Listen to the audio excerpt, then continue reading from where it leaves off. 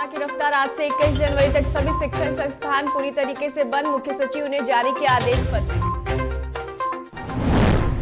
पटना मौसम विभाग ने जारी किया अलर्ट। बारिश के कारण गिरेगा तापमान। कई जिलों में जारी रहेगा सर्दी का सितम।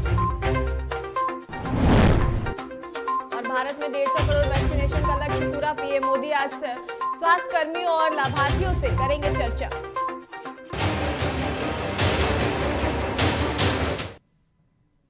नमस्कार, आप देख रहे हैं डीटीवी भारत और मैं हूं आपके साथ एकता। बुलेटिन की शुरुआत करेंगे, लेकिन उससे पहले रुक कर लेते हैं एक बड़ी खबर की। तो बड़ी खबर इस वक्त सामने आ रही है पटना से। बड़ी खबर, जहां एम्स में 2 संक्रमित मरीजों की मौत हो गई है। तो ये बड़ी खबर आपको बता रहे हैं, जहां ट्रामा और इमरजेंसी के एचओडी समेत 14 डॉक्टर संक्रमित हो गए हैं। तो आपको ये एम्स की खबर बता रहे हैं, जहां एम्स के नोडल पदाधिकारी डॉक्टर संजीव ने ये जानकारी दी है, जहां अस्पताल परिसर में जिसके बाद से हड़कंप मच गया है। तो आपको बता दें कि एम्स में 2 संक्रमितों की मौत हो चुकी है और ट्रामा और इमरजेंसी के एचओडी समेत 31 डॉक्टर जो है वो संक्रमित हो गए हैं। और इसकी जानकारी खुद एम्स के नोडल पदाधिकारी डॉक्टर संजीव ने दी है। और कह सकते हैं कि ये लगातार जिस तरीके से आंकड़े बढ़ रहे हैं, पहले एनएमसीएच में लगातार जो डॉक्टर जो है वो संक्रमित हो रहे थे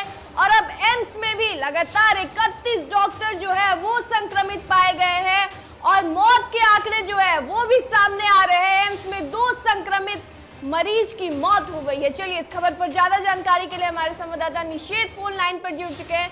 तो निषेध, पहले एनएमसीएच के मामले सामने आ रहे थे और अब एम्स में भी 31 डॉक्टर जो है वो संक्रमित हो गए हैं। बिल्कुल, देखिए लगातार डॉक्टर पॉजिटिव पाए जा रहे हैं। अलग अलग अस्पतालों के यही हालात है, चाहे एनएमसीएच की बात हो, पीएमसीएच की बात हो। कल पीएमसीएच में 12 डॉक्टर पॉजिटिव पाए गए और अब ये एम्स के 21 डॉक्टर समेत कई पैरामेडिक के जो स्टाफ है वो पॉजिटिव पाए गए हैं। साथ ही एम्स में 2 लोगों की मौत भी हो गई है कोरोना के कारण। तो इससे अंदाजा लगाया जा सकता है कि बिल्कुल भी ठीक नहीं है। इस वक्त सावधानी बरतने की जरूरत है, क्योंकि लगातार जो डॉक्टर्स हैं, जो इलाज करने वाले डॉक्टर्स हैं, वही पॉजिटिव पाए जा रहे हैं। किसी भी अस्पताल की अगर बात करें तो वहाँ पे संख्या जो है इनकी लगातार बढ़ती ही जा रही है। तो कहीं ना कहीं अभी खतरे की गलती है और सावधानी बरतने की जरूरत है, क्योंकि आंकड़े डराने वाले हैं।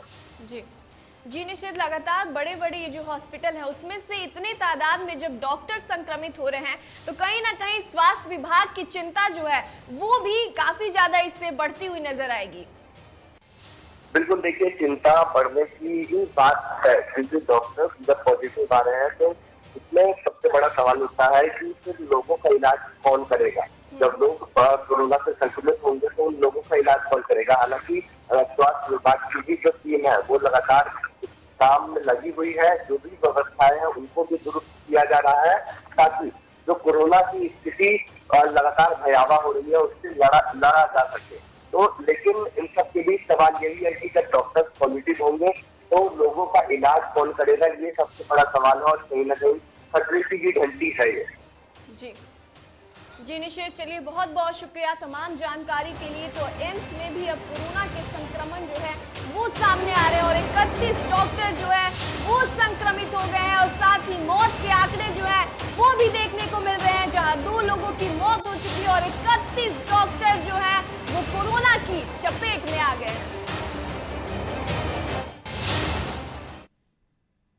वहीं बिहार में कोरोना संक्रमण की रफ्तार लगातार बढ़ती जा रही है। वहीं तेजी से बढ़ते कोरोना संक्रमण की रोकथाम को लेकर सीएम नीतीश कुमार की अध्यक्षता में क्राइसिस मैनेजमेंट ग्रुप की मीटिंग हुई थी, जिसमें कई फैसले लिए गए थे। हालांकि संक्रमण के प्रसार को रोकने के लिए अब बिहार सरकार की ओर से शिक्षण संस्थान बंद करने के लिए आदेश पत्र जारी किया गया है। वहीं बिहार के मुख्य सचिव के द्वारा जारी आदेश पत्र के अनुसार बिहार में स्कूल और कॉलेज जो है पूर्णतः बंद करने का आदेश दिया गया है और इसके साथ ही कोचिंग संस्थानों को भी बंद करने का निर्णय लिया गया है। वहीं बिहार सरकार की ओर से जारी आदेश पत्र के मुताबिक सभी स्कूल, कॉलेज, कोचिंग संस्थान, प्रशिक्षण संस्थान तुरंत प्रभाव से बंद करने का आदेश जारी किया गया है, लेकिन उनके कार्यालय 50% क्षमता के साथ खोले जा सकेंगे।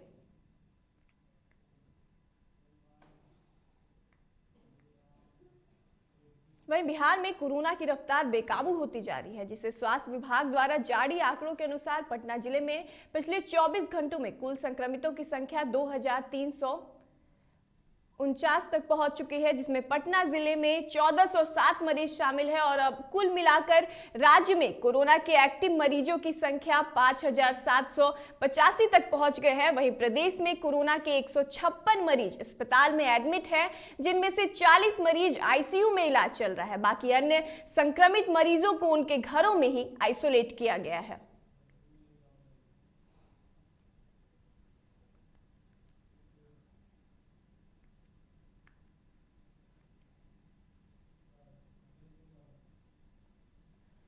तो बिहार में कोरोना की रफ्तार बेकाबू होती जा रही है, जहां स्वास्थ्य विभाग द्वारा जारी आंकड़ों के अनुसार पटना जिले में बीते 24 घंटों में कुल संक्रमितों की संख्या 2389 तक पहुंच गया है, जिसमें पटना जिले में 1407 मरीज शामिल है। वहीं अब तक कुल मिलाकर राज्य में कोरोना की एक्टिव मरीज की संख्या 5785 तक पहुंच गई है। वहीं प्रदेश में कोरोना के 156 मरीज अस्पताल में एडमिट है, जिनमें से 40 मरीज आईसीयू में इलाज चल रहा है। बाकी अन्य संक्रमितों मरीजों को उनके घरों में आइसोलेट किया गया है।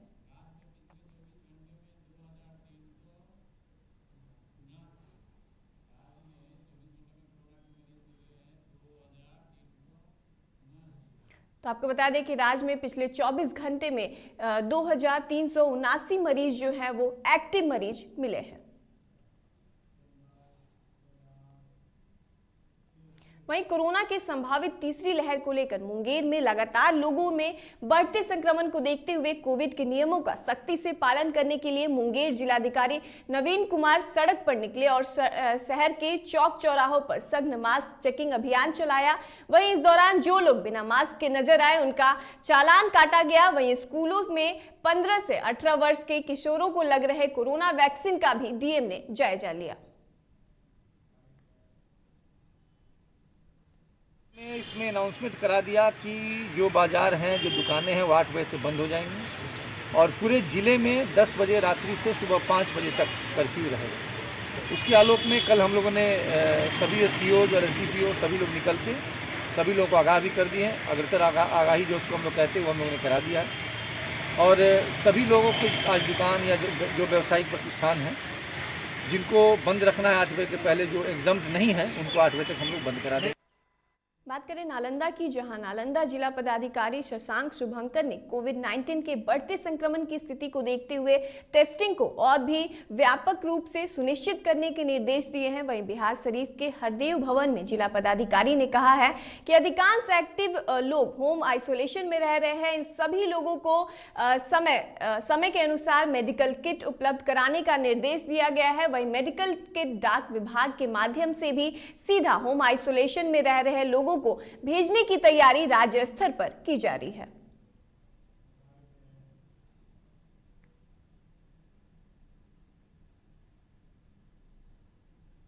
में सबसे पहली प्रायोरिटी तो चूँकि कोविड के केसेस बढ़ रहे हैं, पूरे भारत में बढ़ रहे हैं, तो कोरोना पे नियंत्रण करना ये हमारी पहली प्रायोरिटी होगी। इसके लिए हम लोगों ने कार्य योजना भी बनाई है, मीटिंग भी की है और इसके अलावा जितनी भी सरकार की महत्वपूर्ण योजनाएं हैं जो बिहार सरकार के द्वारा समय समय पर निर्देश दिए जाते हैं उनका सही से अनुपालन कराना, पारदर्शी तरीके से कराना, समयबद्ध कराना और अच्छी क्वालिटी से कराना, ये हम लोगों की प्रायोरिटी होगी।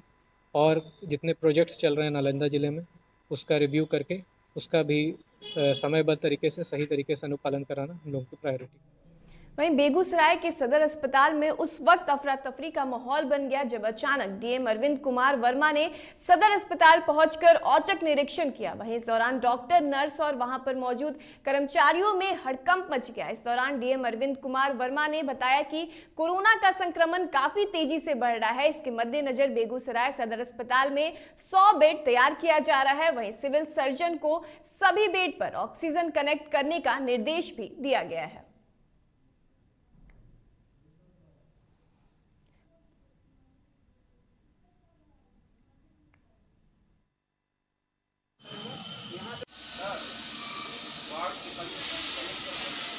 तो ऐसी परिस्थिति में अगर किसी व्यक्ति को हॉस्पिटलाइजेशन की ज़रूरत पड़ती है, उसके सिम्टम्स बढ़ते हैं तो उनको हम लोग DCHC के लिए इसमें एडमिट करते हैं। तो तो सदर अस्पताल, sub divisional hospital Ballia, Tegada sub divisional hospital, ये सभी DCSC के रूप में चिन्हित हैं। तो वहाँ भी 100 बेड का था और यहाँ भी डायरेक्शन था 100 बेड की तैयारी करा लें। तो यहाँ व्यवस्था है, लेकिन अभी चूँकि केसेस बढ़ने लगे हैं, किसी भी समय लोग को यहाँ पे एडमिट करने की आवश्यकता पड़ सकती है। तो उसी निरीक्षण करने आए थे, पूरी तैयारी है कि नहीं।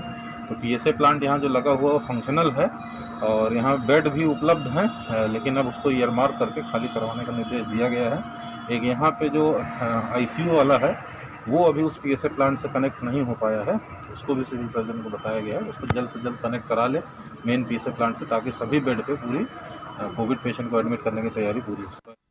बिहार के पूर्व CM और हम के सुप्रीमो जीतन राम मांझी ने एक बार फिर से सरकार से बड़ी मांग की है। दरअसल कोरोना का खतरा एक बार फिर से बढ़ रहा है, जिसको लेकर मांझी ने ट्वीट कर कहा है कि कोरोना में डॉक्टर्स और नर्सिंग स्टाफ की भूमिका की जितनी प्रशंसा की जाए तो कम है, इसलिए सरकार कोरोना से मृत डॉक्टर और नर्सिंग स्टाफ को शहीद का दर्जा दिया जाए।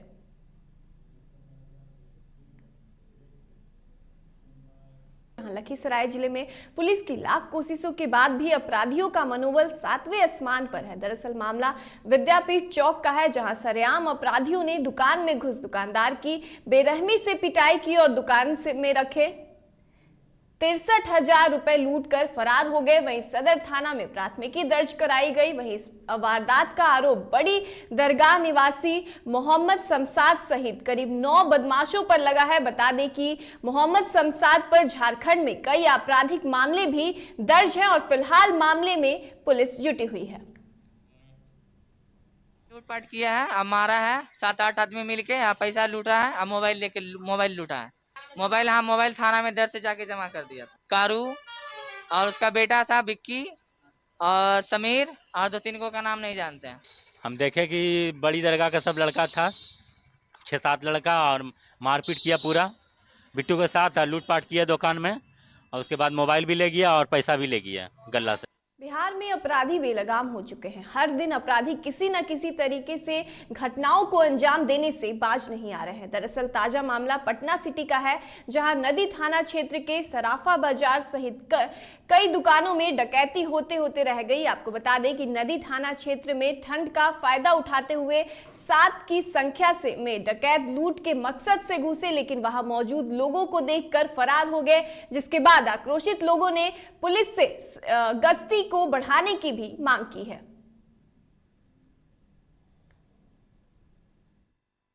सर आए थे डाकू सब, उनके हाथों में गन था, खंती था, बैग था और बिना चप्पल के थे वो लोग, हाफ पैंट पर थे, सब जीन्स पहने हुए थे, आधा आधा मोड़े हुए थे और चादर लिए हुए थे।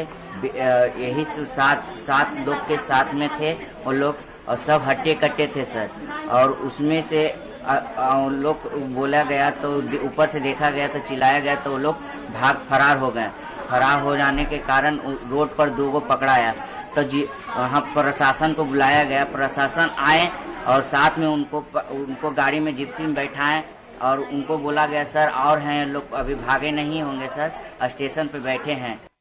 नालंदा पुलिस को एक बड़ी सफलता हाथ लगी है, जहां पुलिस ने 24 घंटे के अंदर 15 लाख की फिरौती के लिए अपहरण किए गए युवक को सकुशल बरामद कर लिया है। साथ ही इस मामले में 2 अपहरणकर्ताओं को भी गिरफ्तार किया है। वहीं अपहरणकर्ताओं के पास से 6 मोबाइल सेट को भी बरामद किया है और इस घटना में शामिल अन्य अपराधियों की गिरफ्तारी के लिए पुलिस लगातार छापेमारी कर रही है।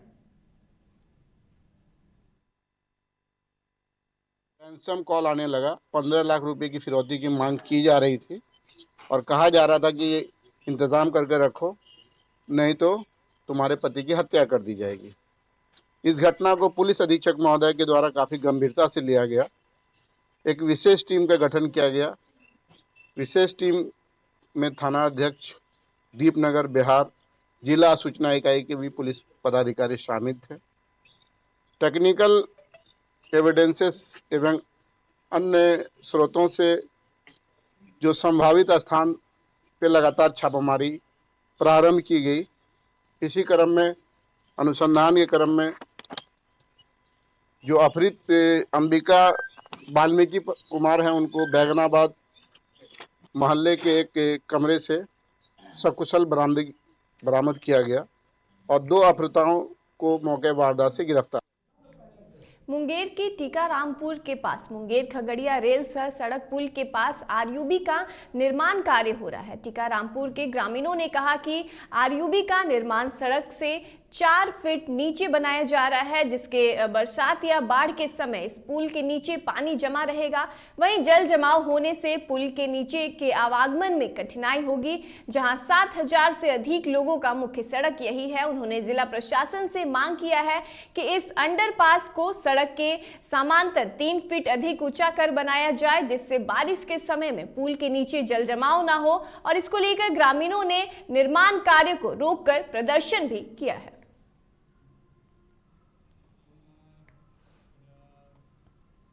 बात करें मौसम संबंधी खबर की, जहां बिहार में नए साल के आते ही ठंड का कहर देखने को मिला था। इसी बीच बुधवार की तुलना में गुरुवार को दिन में धूप निकलने से मौसम में थोड़ा सुधार देखने को मिला, जिससे दिन में ठंड और कनकनी से लोगों को राहत मिली। वहीं मौसम विभाग की माने तो राज्य में भागों में कुछ इलाकों पर शुक्रवार को बादल छाए रहने की साथ ही हल्की बारिश की भी संभावना है। वहीं राज्य में पछुआ हवा जारी रहेगा और कुछ भागों में 2 से 3 दिनों तक मध्यम स्तर पर कोहरा देखने का पूर्वानुमान है। वहीं पटना के मौसम विभाग के अनुसार 8 जनवरी से तापमान बढ़ने के साथ मौसम में सुधार होगा। वहीं गुरुवार को न्यूनतम तापमान में 2 से 3 डिग्री की बढ़ोतरी देखी जाएगी।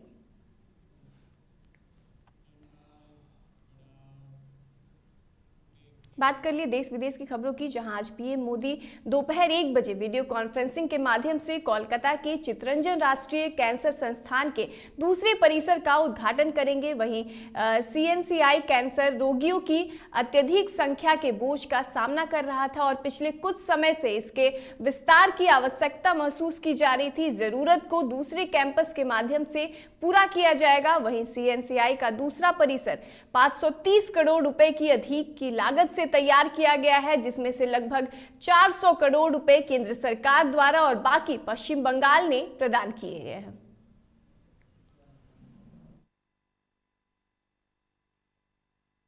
चलिए अभी के इस बुलेटिन में बस इतना ही। मुझे दीजिए इजाजत और आप देखते रहिए डीटीवी भारत। नमस्कार।